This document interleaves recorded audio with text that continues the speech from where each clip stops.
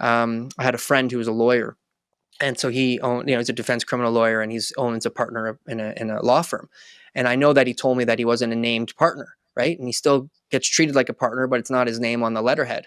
And I had a good conversation with him. I said, look, what's that like, going into meetings where you're not the name, where it's not, your last name and whoever, how does that feel? He says, the only thing that matters to me is that I bring home the check to feed my family at the end of the day. And as long as that envelope is full of money when I get home at the end of the day and everything's working out, he says, why do I care if my name is on the letterhead or not? Right. And in our case, it would be the name is on the sign.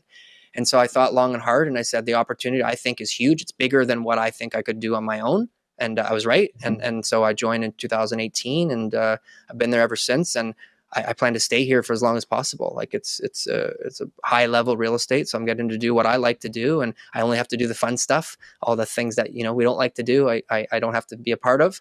And it's been great. It's been a good experience. Cause that's where Steve came from as well, right? Same thought process, Steve. Like, when I first started in the business, I ate shit for a year and a half, right? Like it was terrible. Mm-hmm. I actually was like doing the part-time thing, making other income, that sort of stuff. But then I joined a team, and about a year, probably a year and a half, 2 years in, things were going really well, joining onto the team. And then I had somebody come to me in the office, one of these old timer guys that does, 2-3 deals a year. And he's like, I don't get why you do it.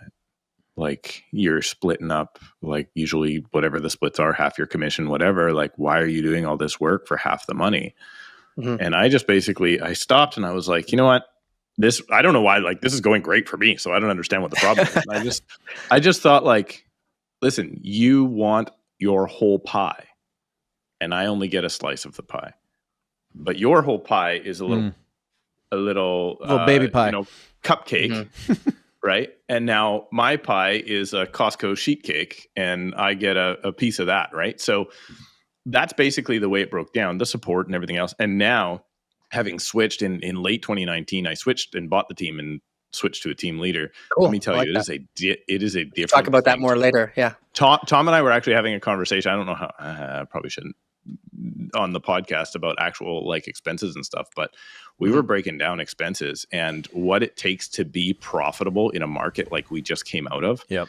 It's scary for a while. And now, thankfully, the market has turned around and things are moving again, and people realize that the world didn't end.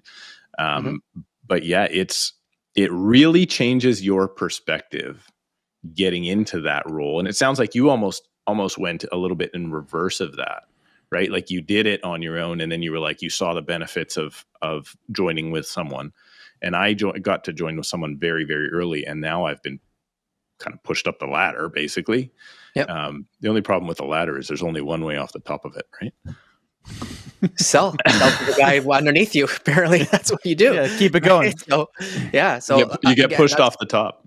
No. That's awesome, Steve. And I think that's exactly like. There's nothing wrong with that journey. My journey terms like real estate is just so diverse, and you just have to find out what makes you happy. Exactly the same philosophy as in podcasting.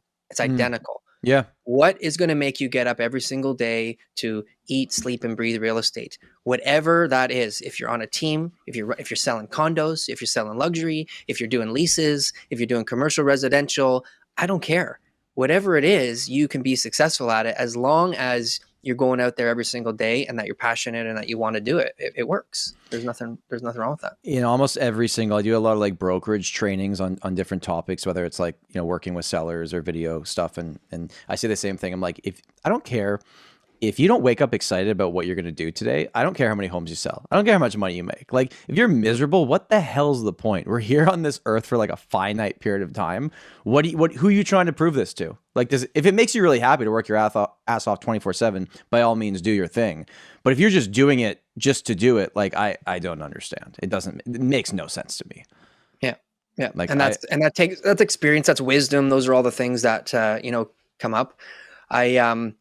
It's funny as I grow up, right? And, I have 2 kids and, there's all this advice that my mom used to give me, right? And I used to think, oh man, she's just bugging me, I just can't believe she's always telling me what to do, right? And then as time goes on and you have children, then you start giving the same advice to your kids.